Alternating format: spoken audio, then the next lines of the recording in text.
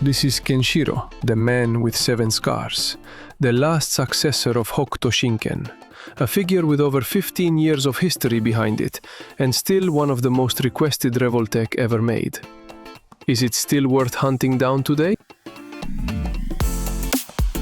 Kaiyodo launched this in June 2014 as Legacy of Revoltech LR-001, a premium reissue of their 2008 mold, sculpted by Ken Matsura. 145mm of post-apocalyptic fury, 19 articulation points, 14 revolver joints, all inside the iconic black and orange Legacy box. Considering its age and size, the sculpt work by Ken Matsura remains absolutely top tier.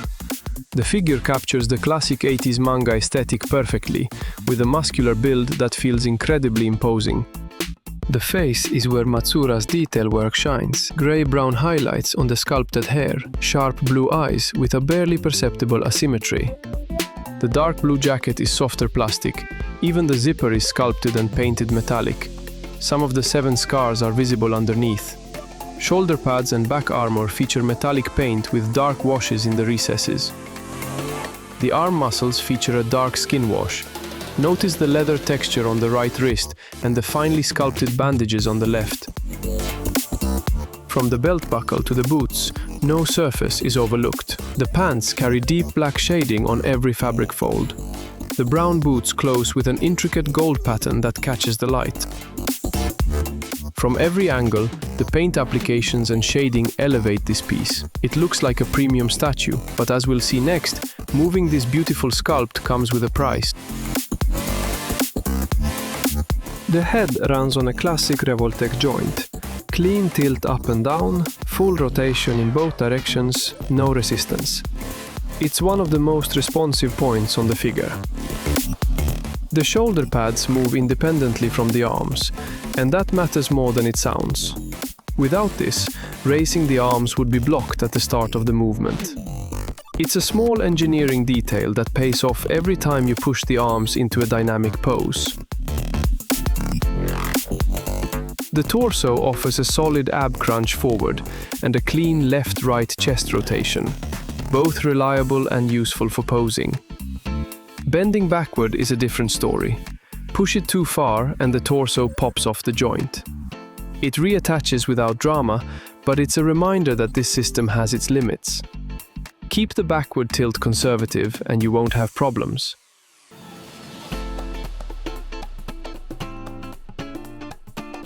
The arms are where the Revoltech system earns its reputation. Raise them to shoulder height, rotate a full 360. That alone opens up a wide range of dynamic poses for a character like Kenshiro. At the shoulder, a slight humeral rotation gives you fine-tuning control over the arm angle. There's no butterfly joint, but the movement on offer is enough to work with. The elbows use standard ratcheted Revoltech joints with a forearm rotation built in. The clicks hold their position, so poses stay where you put them. The wrist continues the chain with its own range. It delivers tilt up and down and a full rotation.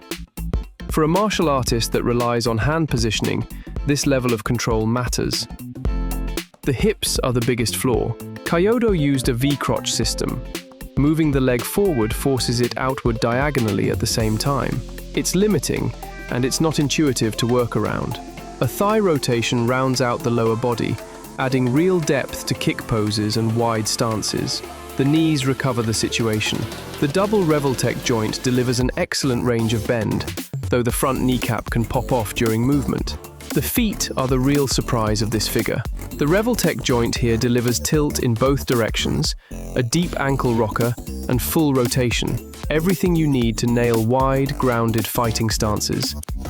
The screaming head is the weakest accessory. The sculpt doesn't quite land, but it's there if you want the drama. 8 extra hands across 4 pairs. Pointing fingers, open palms, open hands, and gripping hands sized for the nunchaku.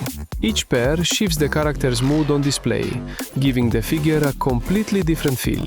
The nunchaku comes with a real metal chain.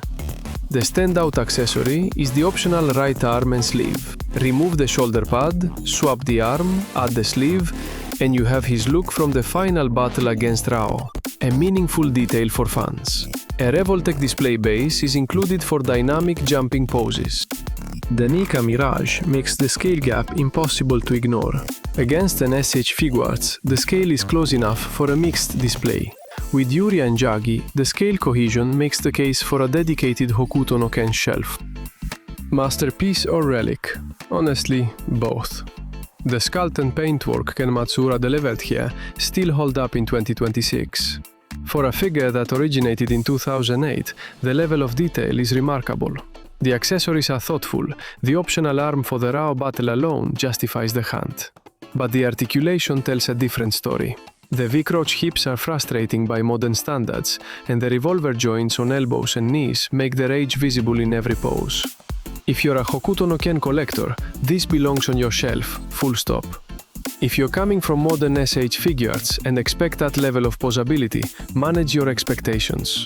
Secondary market prices sit between $50 and $80 for a sealed copy. Fair for what you get, steep if articulation is your priority. Links to current prices are in the description. Subscribe for more reviews. See you next time.